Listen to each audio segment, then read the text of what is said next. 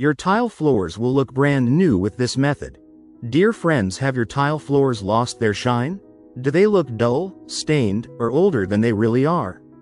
The good news is that you don't need expensive products or professional services to make them look brand new again. The first step is to remove loose dirt and dust. Sweep or vacuum the floor thoroughly.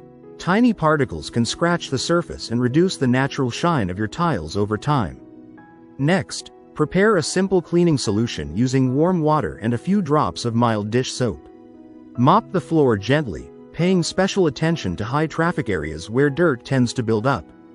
For stubborn stains, make a paste using baking soda and water.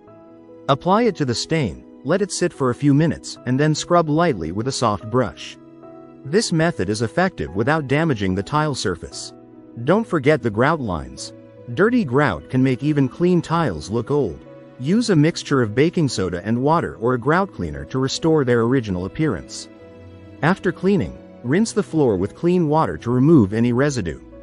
Then dry the surface with a microfiber cloth or mop to prevent water spots. For an extra shine, buff the tiles gently with a dry microfiber cloth. This simple step can dramatically improve the overall look of your floor.